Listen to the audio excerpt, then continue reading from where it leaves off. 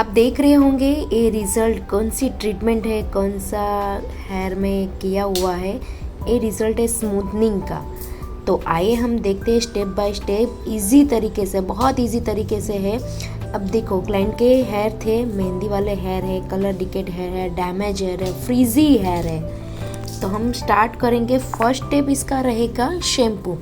Hair की treatment का कोई भी ट्रीटमेंट करना हो तो फर्स्ट उसका शैम्पू होता है, बट स्मूथनिंग जब करते हैं तो उसमें हमें प्योर शैम्पू यूज़ करना होता है। प्योर शैम्पू से क्या होता है, हेयर के क्यूटिकल्स ओपन हो जाते हैं। अगर हेयर में ऑयल है तो हमें शैम्पू 2 बार करना रहेगा, बिकॉज के फर्स्ट क्रीम जो होता है स्ट्रेटनिंग क्रीम, यानी कि हेयर के बॉन्ड्स को तोड़ने का काम करता है वो।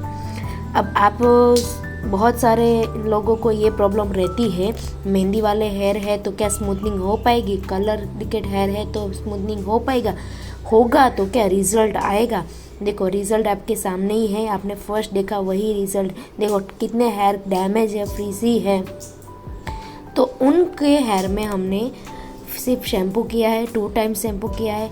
और शैम्पू करने के बाद आप अगर हेयर 100% ड्राई है तो आपको 100% ड्राई नहीं करना है। एक हमारा फॉर्मूला है मेरा, जो आपको 80% ड्राई या 20% हेयर गिले हेयर में ही फर्स्ट क्रीम अप्लाई करना है। इससे होगा क्या, एप्लीकेशन करने से क्या होगा, वेट हेयर में जो मॉइस्चर होगा, क्योंकि हेयर में मॉइस्चर पूरा निकल गया होता है, तो मॉइस्चर होगा जो आपकी क्रीम होगी, तो उसको क्या है, हमें होल्ड रखना होता है 25 to 35 या 45, बिकॉज इसका टाइमिंग फिक्स है कि 45 मिनट्स रखना होता है। लेकिन मेहंदी हेयर है तो उसकी प्रोसेस 50 मिनट में भी हो सकती है, या तो 25 मिनट्स में भी हो सकती है। इसीलिए हम वेट हेयर में हमने एप्लीकेशन किया है। दूसरा, ये आप देख रहे होंगे कि जो हमने एक बोर्ड यूज़ किया हुआ है, क्यों, क्योंकि बहुत सारे की ऐसी भी रिक्वायरमेंट थी कि हम जैसे कि जो नेक के हेयर होते हैं, नेक की तरफ से हेयर है ना, बॉन्ड्स टूटते नहीं हैं जल्दी से, मिड टू एंड के बीच में से और एंड तक के हेयर का बॉन्ड्स टूट जाते हैं।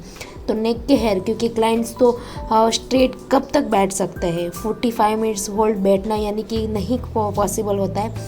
तो ऐसे बोर्ड का आप यूज़ करोगे तो रिज़ल्ट में भी बेस्ट रहेगा, आपकी मेहनत भी ज़्यादा नहीं होगी और क्लाइंट को भी अच्छा रहेगा कि उनको केयरिंग में अच्छा से कंफर्टेबल बैठ सकते हैं। और तीसरी चीज़ आप देख सकते हो कि सेक्शन, आपको ये गौर से आपको देखना है, ये जो सेक्शन बाय सेक्शन वर्क करना और क्रीम कहाँ से अप्लाई करना, क्योंकि ये जो क्रीम है वो स्काल्प पे टच नहीं होनी चाहिए। कोई भी केमिकल डिकेट वर्क होता है स्काल्प पे टच नहीं होनी चाहिए, बिकॉज सारे क्लाइंट की रिक्वायरमेंट होती है कि मेरा ये ट्रीटमेंट करने के बाद हेयर फॉल नहीं होना चाहिए। तो ना स्मूथ हेयर फॉल होता है, ना इससे हेयर फॉल स्टॉप भी होता है। बहुत सारे लोगों को ऐसा भी होता है, ये ट्रीटमेंट करेंगे तो हम हेयर फॉल स्टॉप हो जाएगा, नहीं, हेयर फॉल स्टॉप होने का हम कोई वर्क ही नहीं कर रहे, तो स्टॉप कैसे होगा तो आप क्लाइंट को बता सकते हो। और सेक्शन बाय सेक्शन वर्क करोगे तो आपका वर्क बेस्ट ही रहेगा। और सेक्शन में एप्लीकेशन करने में आपको भी वो ध्यान देना है कि जहाँ क्रीम लगे हैं वहाँ भी अच्छे से मल्टीप्लाई होना चाहिए, ना ज़्यादा क्रीम वहाँ लगाना है ना कम लगाना है। कोई भी चीज़ ज़्यादा लगाने से भी कोई ज़्यादा वर्क जल्दी नहीं होने वाला है और ना कम लगाने से भी वर्क ज़्यादा नहीं होने वाला है।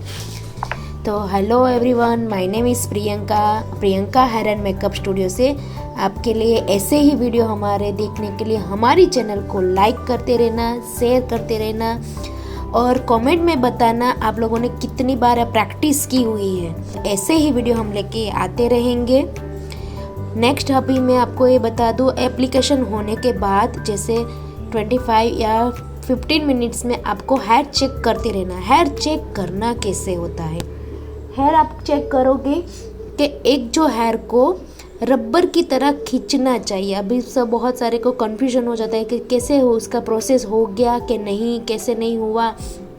तो आपने जहाँ से एंड से स्टार्ट किया है वहाँ से एक सेक्शन निकाल के, एक हेयर को निकाल के चेक करोगे, वापस उसका ऊपर का जो हाफ पार्ट छोड़ के वहाँ पे सेक्शन निकाल के आप चेक करोगे, यानी कि आगे के फ्रंट तक जाते हो तब तक, क्योंकि बैक साइड प्रोसेस जल्दी हो जाती है, क्योंकि एप्लीकेशन करते करते हम बैक साइड से अप साइड आते हैं तो आपकी प्रोसेस पीछे की हो जाती है, कभी कभी आगे की नहीं होती है। तो उसका एक आपको मैं टेक्निक बता देती हूँ। अगर बैक साइड प्रोसेस हो चुकी है तो उसको स्टॉप करने के लिए आप वाटर स्प्रे यूज़ कर सकते हैं। और देखो मेन पार्ट आपको मैंने बताया हुआ है। जो आपको फ्रंट साइज, बहुत लोगों को यही क्वेरी रहती है कि आगे के हेयर कर्ल्स रह ही जाते हैं, कितने भी हम रख के करते हैं फिर भी रह जाता है। तो आगे के हेयर को सेक्शन किस तरह से निकाल के आप किस तरह से यूज़ कर सकते हो आपको पता चल जाएगा, इसीलिए हमने बहुत गौर से आपको दिखाया हुआ है। अब हो गया हमारा एप्लीकेशन ख़त्म। एप्लीकेशन ख़त्म होने के बाद अब हमारा होल्डिंग टाइम है। होल्डिंग होने के बाद जैसे प्रोसेस होता है 15 मिनट 25 मिनट्स में इनकी प्रोसेस हो गई है। बिकॉज केमिकल डिकेड हेयर थे, एक मेहंदी वाले बाल थे, इसी प्रोसेस जल्दी हो गया। अब जो चीज़ हो रहा है प्रोसेस हो गई है, इसीलिए सारे जो सिर्फ वाटर से उनको रिन किया है और जो क्रीम को मल्टीप्लाई कर रहे हैं सारे हेयर में अच्छे से उसको हेयर से निकाल रहे। फिर उनको सिर्फ आपको रिंस आउट करना है। रिंस आउट करने के बाद आपको इसके ऊपर मास्क लगाना है। अब मास्क क्या काम करेगा, आपके हेयर को नरिशिंग देगा और 10 मिनट होल्ड रख के उसको रिंस आउट कर लेना है। रिंस आउट होने के बाद आपको टॉवल ड्राई कर लेना है। टॉवल ड्राई के बाद आप पतले कॉम्ब से या बिग कॉम्ब से आपको सेक्शन निकाल लेना है। सेक्शन वाइज फिर आपको ड्रायर करना रहेगा। और ये ड्रायर में मेन चीज़ आपको ध्यान देनी रहती है, आपको पहले हॉट ड्रायर नहीं करना है, आपको मीडियम ड्रायर करना है। और ड्रायर करने से पहले आपको हीट प्रोटेक्शन लगाना है। हीट प्रोटेक्शन काम क्या करता है कि आपके जो बेबीज़ हेयर है, टूटे हुए बाल है जो है, वो सारे को नरिशिंग मिल जाता है। और आपको 50% मीडियम ड्राई करना है, फिर आप 100% कूल ड्राई से भी आप हॉट ड्राई कर सकते हो। फिर भी अच्छे से आपका देखो टैंगल फ्री हेयर का देखो, आपका फर्स्ट हेयर देखा आपने, अभी इनका फर्स्ट क्रीम के बाद का हेयर का स्ट्रक्चर देखो आप, ऑलमोस्ट आपका 50-60% स्ट्रेट लुक मिल गया है। ड्राइनेस भी देखो, उनकी सॉफ्टनेस भी देखो। फिर भी अभी आधा ही वर्क हुआ है, आधा बाकी है। तो इसे पूरा वीडियो देखना ताकि आप पूरे वीडियो में आप पूरी टेक्निक सीख पाओ। अब हो रहा है ये पैडल ब्रश। पैडल ब्रश क्या काम करता है, हेयर को स्ट्रेटन दे देता है, स्मूथनेस दे देता है, क्योंकि हमें इसके ऊपर आइनिंग करना होता है। तो आइनिंग करने में भी आपका थोड़ा सा टाइम वेस्ट होता है, तो वो भी जल्दी हो जाता है। और प्लस हेयर को सॉफ्टनेस भी मिल जाती है और प्लस हेयर में शाइन भी आ जाती है। इसीलिए आपने बड़े बड़े सेक्शन में भी आप blow dry, straight blow dry ही देना है। 4 सेक्शन दे दो, 5 सेक्शन में ब्लो ड्राई करके फिर आपको इसके बाद पूरे हेयर में आइनिंग करना होता है। अब जो ड्रायर भी हो रहा है वो भी आप हॉट ड्राई ही करना है, मीडियम कूल ड्रायर नहीं करना है। बिकॉज सारे हेयर एकदम 100% हॉट हो जाने चाहिए, गर्म हो जाना चाहिए, सूख जाना चाहिए, यानी कि दोनों काम हो जाता है। ड्रायर भी अच्छे से कंप्लीट हो जाएगा और आपके हेयर में शाइनिंग स्मूथनेस भी आ जाएगी। फिर उसके बाद जब आइनिंग करना है तो थोड़ा सा काम भी आपका इजी हो जाएगा और फास्ट भी हो जाएगा। और मेन चीज़ बेबी हेयर वगैरह है वो भी बैठ जाएंगे। फिर आइनिंग करने के बाद आपको मेन चीज़ ध्यान में भी देनी है कि उसका टेम्परेचर 180, 200, 230 कितना टेम्परेचर भी रखना है, वो भी मेन है।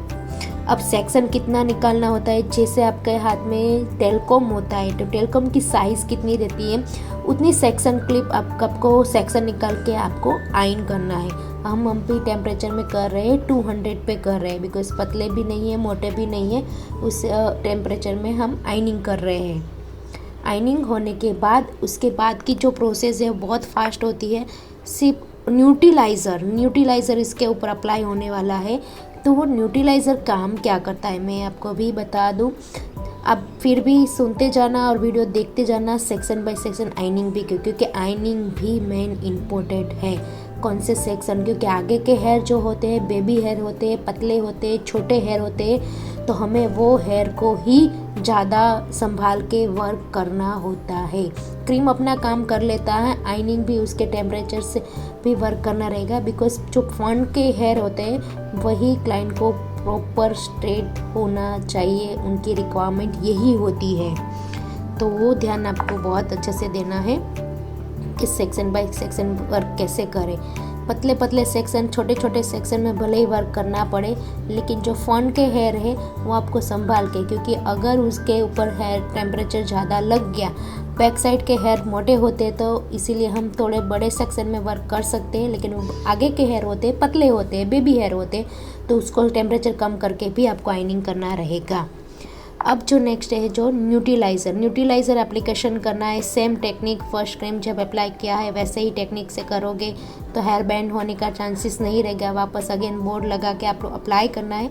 न्यूट्रलाइज़र काम क्या करता है? न्यूट्रलाइज़र हेयर को, बॉन्ड्स को जोड़ने का काम करता है। फर्स्ट तोड़ा, फिर अभी जोड़ रहे हैं, जोड़ने का काम करता है और नरिशिंग देता है, शाइन भी देता है। इसको रखने का टाइमिंग ओनली 10 मिनट्स है। न्यूट्रलाइज़र 10 मिनट्स में आपको वॉश कर लेना होता है। ये भी सेक्शन बाय सेक्शन आपको अप्लाई करना है। न्यूट्रलाइज़र 10 मिनट में उसका वो काम कर लेता है, बॉन्ड जोड़ देता है। फिर उसके बाद हमें हेयर वॉश करना रहेगा। जैसे हेयर वॉश हो जाता है, सिर्फ रिंस आउट करेंगे। रिंस आउट के बाद आपको क्या करना रहेगा कि आपको रिंस आउट के बाद आपको उसके ऊपर एक जो क्रीम है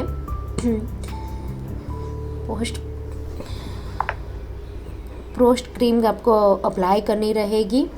अगर आपके जो वेला में है अवेलेबल है, और उसके बाद या तो नहीं तो आपको मास्क भी यूज़ कर सकते हो।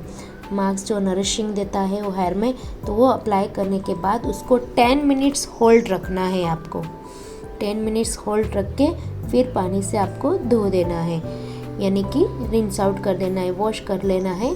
फिर उसके बाद आपको वापस उसको हीट प्रोटेक्शन लगाना है।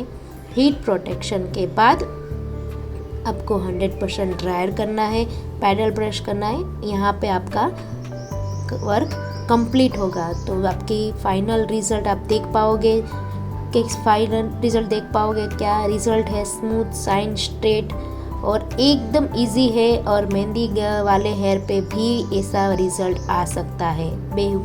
बेफिक्र रह के आप ये वर्क कर सकते हो। आई होप हमारा वीडियो देख के आपको बहुत सारा सीखना मिल जाएगा। तो ऐसे ही हमारे वीडियो को देखने के लिए लाइक कीजिए, शेयर कीजिए, और आगे ऐसे ही हमारे वीडियो में हम मिलेंगे, जल्दी से मिलेंगे, कुछ आपके लिए नया लेके आएंगे। Thank you.